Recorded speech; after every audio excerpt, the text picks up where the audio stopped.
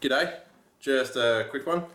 I've heard the complaints, my audio could be better. So I've bought this, which is a lapel mic.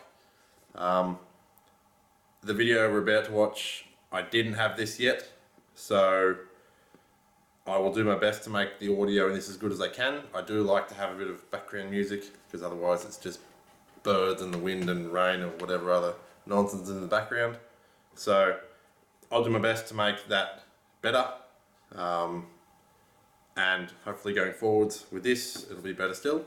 I'm still learning the software on video editing and that sort of thing, so on top of that hopefully the video qualities will get better. I'm just trying to make the videos as sort of to the point as I can. No one likes having their time wasted with fluff in YouTube videos, myself included. So like I say, I'm still learning this, but hopefully we can make some stuff that's worth watching and entertaining and maybe even educational, but I doubt that somehow. But yeah, we'll try to keep getting better and better as we go. So thanks for watching. I hope you enjoy this video. It's just a quick one about some modifications I've made to my rotisserie. Coming up, there'll be some exhaust fabrications for some different projects I've got going on as well down the track. So there'll be stuff coming out, but yeah, hopefully you enjoy this one and things should get better. Thanks for watching. G'day. I'm here working on the rotisserie again. A lot of work initially is going into this to make my life easier in the future. So today what we're doing is mounting these wheels on what I'm calling the front of the rotisserie.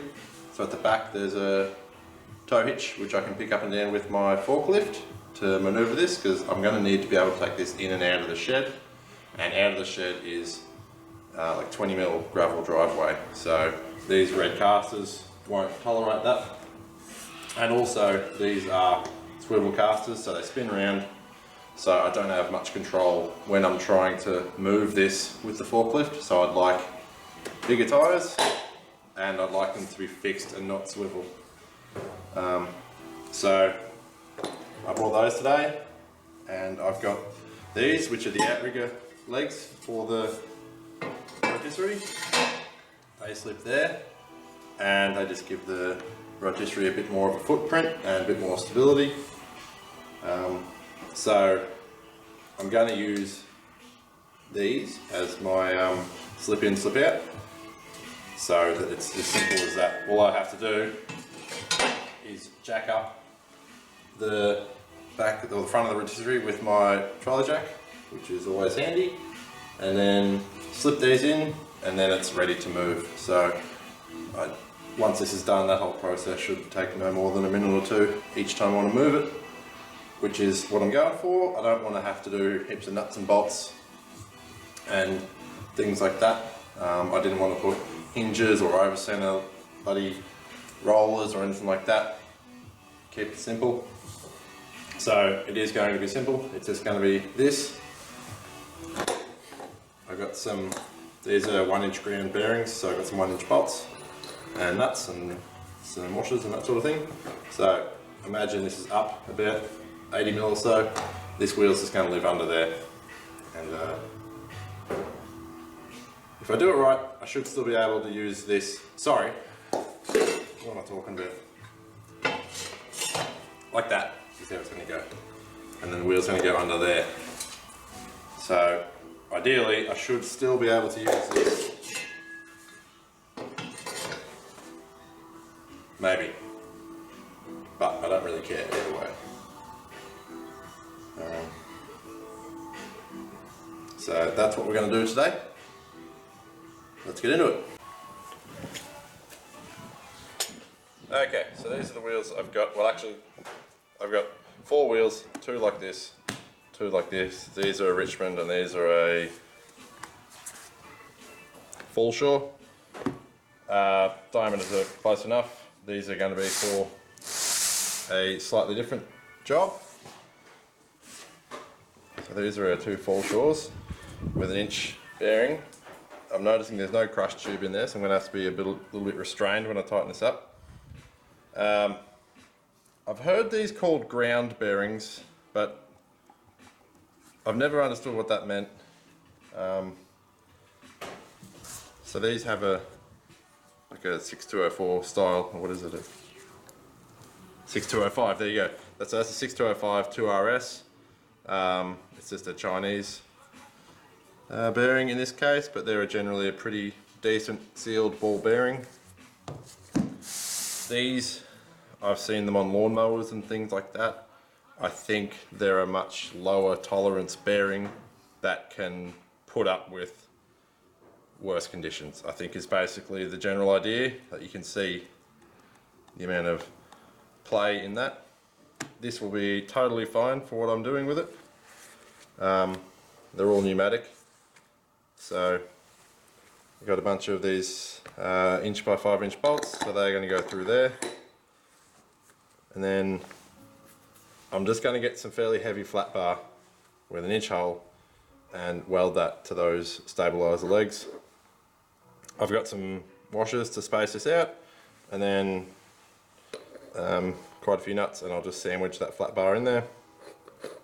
The aim with this is simplicity. Less is more in this kind of thing.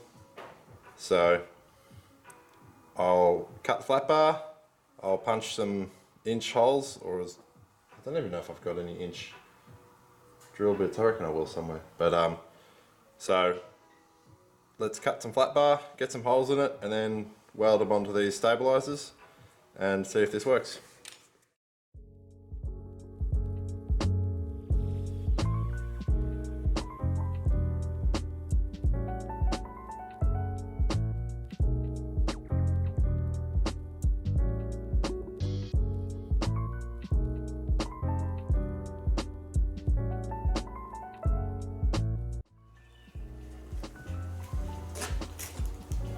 Alright, so these are my plates here. They're, I think, 75 by 12. 75 by 10 maybe. 75 by 10, which is heaps. You're plenty strong enough for what I need. So, a couple of ways you can put holes in this. An inch hole through 10mm plate is not a small hole, it's not a big hole, but it can be a trouble. You could do with an oxy if that's all you had. That'd get you out of trouble. If you've got a twist drill that big, which I'm pretty sure I do, if I looked in my box there, but that would do the trick as well. But it would be a hassle. You know, you'd have to pre-drill out, I don't know, 6mm hole or something like that, and then really clamp it down. I've got a pretty small pedestal drill in the scheme of things. If you had like a nice radial arm drill, it wouldn't be a problem. A mill would also get it done, but my preferred method, things like this, is get the mag base drill.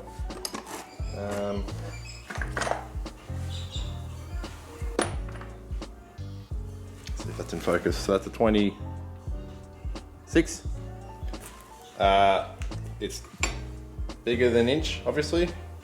Inch is 25.4mm, but for what I'm doing, this will work just fine. So these are 75, so half of 75 is what, 37.5.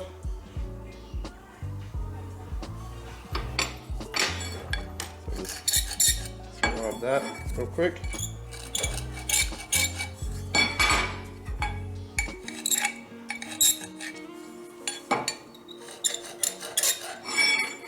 And let's go 25 up from the bottom.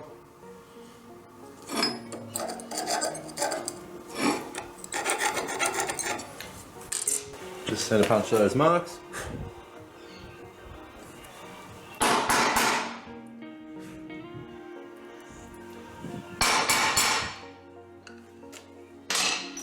So, what I like to do is clamp into the table.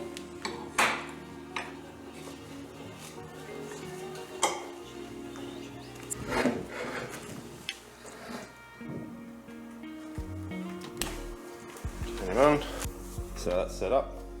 I've got this for when I'm working in the shed, but in my work ute well, in the mag base drill box, I keep this.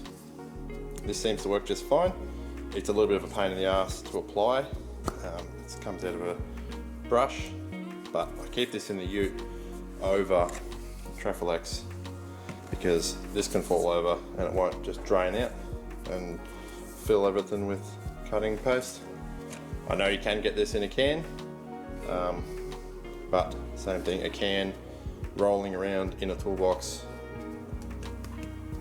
yeah, you can run into trouble there. Ask me how I know. So when I can use this, I do.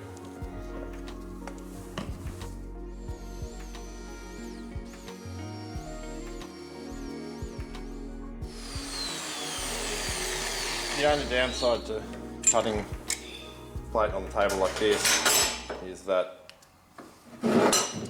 just the relief cuts in an annular cutter, so they leave that internal lip in there, and there's a bit of a skirt on the plug that comes out, so that will need a bit of a dress up just with a file or a burr grinder or whatever you've got. You can also just use a deburring tool in the drill. So that's the only downside, but you can see it does a really nice hole. It's very fast and it's very easy. But I understand not everyone has an annular cutter collection and a mag base drill in their workshop. But like I said earlier, there's plenty of different ways you can do this. You could probably, if you're patient, use a hole saw. I wouldn't recommend it, but I've done worse things. So I've just got our piece in the vise here. There's a couple of ways you could deburr this. You could use a file, you could use a little manual deburrer. I've got this one here, which I find is quite nice. But this one, which is getting a bit old and a bit blunt, but it still does the trick. And you could even use a step drill. This has 26 on the side here, which is the third largest hole. So you could even put him in there, and then as it tries to cut up onto the 28, you'd get a deburr. So I'll give this one a go, see how it goes.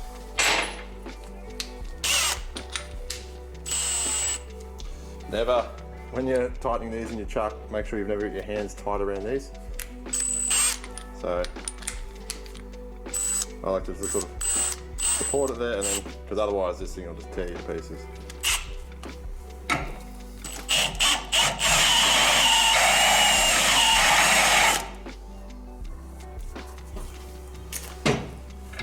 That was the good side.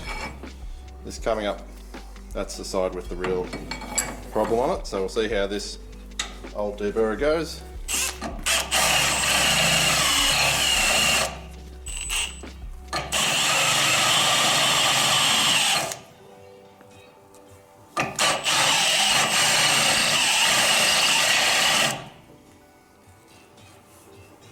You can just see the remains of that. I'm actually not even sure if this would go big enough. Oh, no. Let's try the step drill, see how it fares.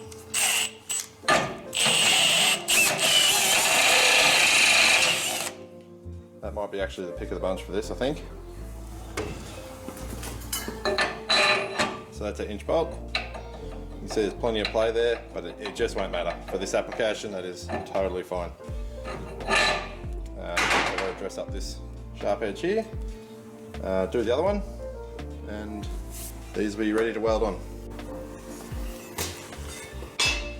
Alright, I'll just get a bit of the mill scale off of these, then we'll clamp it up. The mill scale cleaned off. You could have definitely welded this without cleaning that off, but it doesn't take very long and it will make for a better job. So next step is get this mounted there, something like that. These are some squares I bought off eBay, I think. They're not great. They come in a flat pack and you got to weld them together. They're laser cut. They're pretty good for the price. And if you need near enough to square, like within, I don't know, 0.5 of a degree or something like that, these are pretty good. And pretty good value as well. So that goes there, that goes there, something like that. Not too worried about where it goes or if it's centered or anything like that, because it just doesn't matter. For this, so clamp that there.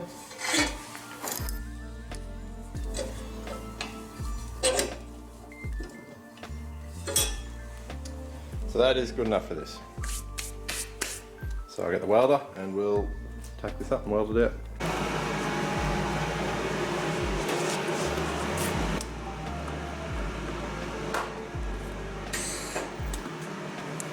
Dickhead.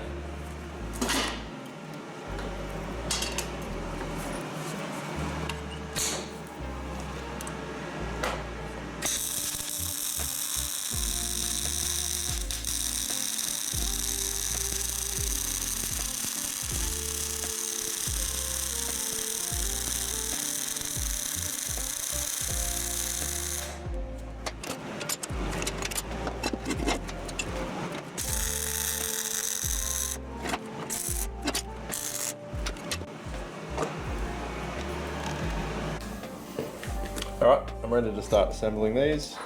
Got my 1" by 5" bolts, a lot of washers. I think I said before, but these bearings, they don't have a crush tube inside, so I've got to be a bit restrained with how tight I tighten these. You can see there's a bit of shoulder of the bolt left. I don't want that, so that's why I bought a lot of washers. 5 does the trick. So I'll chuck this nut on and just finger tight. That's probably heaps, honestly. Still feels like a bearing. Very little play. So that's good. Put him through there.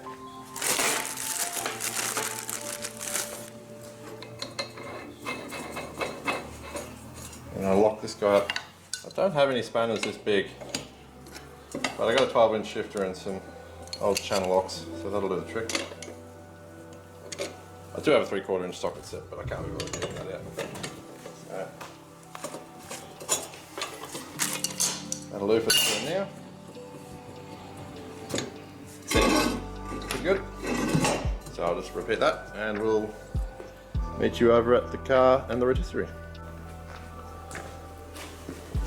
Alright, we're here at the rotisserie. Got any new wheels. I haven't tried these yet. I could put them up there and they could just bend in half. I doubt that, but we'll give it a go. Maybe one side at a time. Just far enough to slip this in.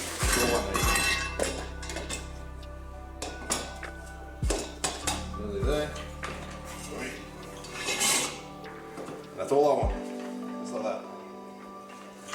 And go to the other side.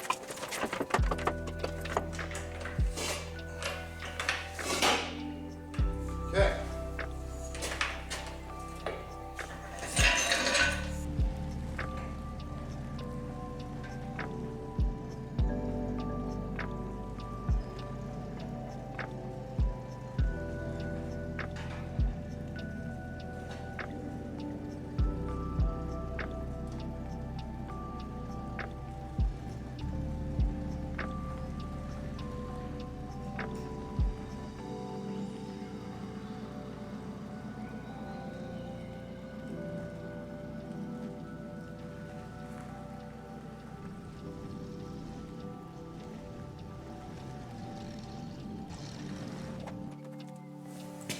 Well, that went pretty well. That's half the job done. The other half is I want to make something similar so I can move the body of the car. So that's the chassis of the S600 on the rotisserie. I'm going to build a quick sort of H-frame sort of style thing that will bolt to the bottom of the body. So I can move it around independently as well. The idea being the rotisserie lives under the hoist. Lift the body off, as you've seen. get rid of the chassis, lower the body down, put it on its own little trolley, and then get it out of the way, because I do use this hoist for other things. This project's going to take a very long time, and I don't want to have my hoist held up with a project for a couple of years. So put an afternoon's work in now, and it makes for easy transit every time I need to. And the easier it is to move, the more likely I am to move it. Because if it's hard, I won't do it, and then I'll just make life hard for myself. So this is one of those where you got to spend a bit of time to make life easy for you in the future. So we'll get into that now, and yeah, make that frame up and get this body off the hoist. Okay, the second half of this job is to make a little frame that bolts to the body that I can also move around with the forklift. I could just pick this thing up with the slippers on my fork, but it's just a pretty rough way to do it, and I don't really feel like doing that. These two body mounts here were a real bear to get off, because at some point in this car's life it's had a crash in this corner. There's some damage up here and there's some damage inside, and also you can see the angle that the captive nuts inside the body are on. So this is just, they're captive, they're not welded in, they're sort of, I don't know, in some sort of little enclosure. So this is just an old automotive bolt that I had lying around. So I'm just going to run, it is a 10 by 1.25 thread. So I'm just going to run a tap through both of those. I'm going to wind this in and then crank it around to try to straighten out both of these two. So let's get into that. So I've got this, which is a ratchet style tap driver. This came in really handy a few years ago. I was chasing the threads on the block. I had an old GU Patrol and I had to do a head gasket because of course I did.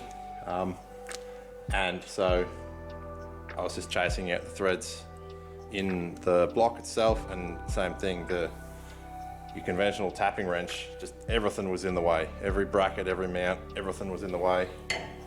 So this was really handy for that, and on top of that, it gave you a really good visual indication of if you were going in straight, because it's so tall. If it was even on a small angle, you'd notice it. So at some point, I can't remember where, the ratchet, I went too hard on it, I cranked too hard, and the ratchet's kind of no good anymore, but it will still work for this. Look at that. If I can get it started nice, which it's not really. There we go. So I'm not cutting a thread here, I'm just chasing a thread. Yeah, you can hear it. That's not the tap or the thread, it's the ratchet in the handle. But like I say, it will do the trick for today. Alright, I would call that cleaned out. Once I'm done, I'll blow some air up there as well.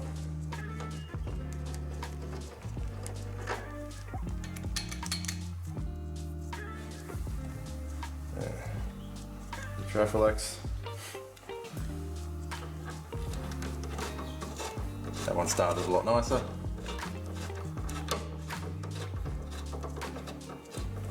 Yeah. I do like, on any of my project cars, I tend to chase out all of the old threads anyway. Makes reinstallation and everything really easy, but I can say every nut and bolt on this car so far has been a real pleasure to undo, and that's not sarcasm. It's just come apart really nicely. So anyway, I'll where are we? There we are.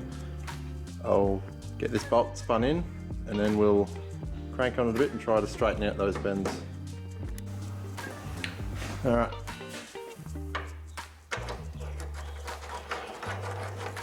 That turns in nicely now. I'll just tighten him up a little bit more to be sure.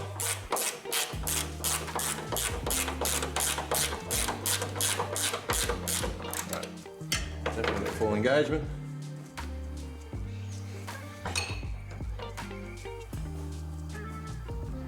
don't need much.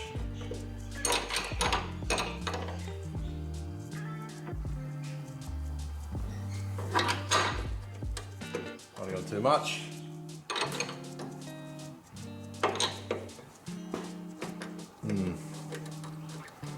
There's a bit of deformation up in there. There's a real temptation to put my slide hammer on this, but I don't want to make it worse. Oh.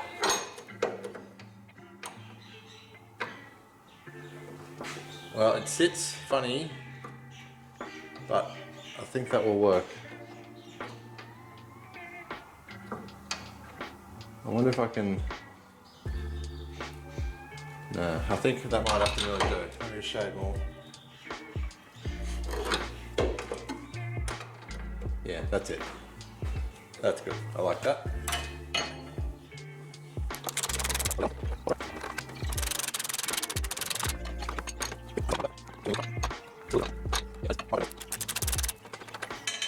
So, with those two addressed, now what I'll do is I'll make a bit of RHS, SHS, whatever, that goes all the way across and picks up all four of those.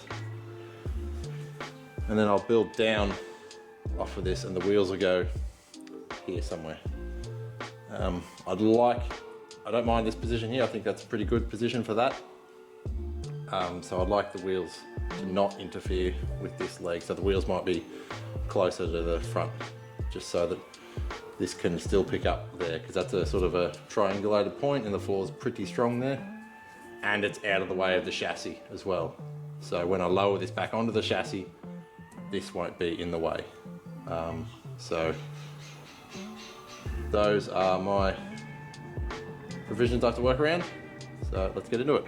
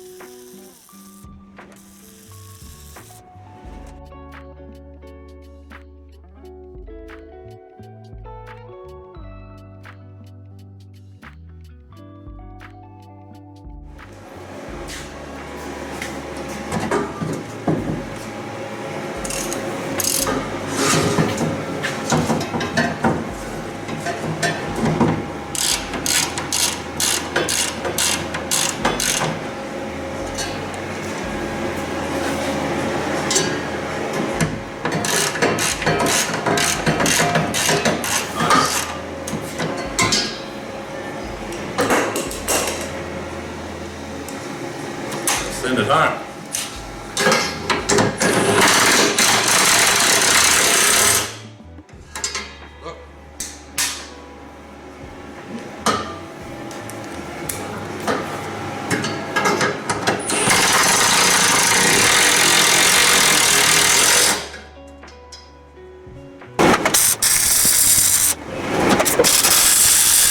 Now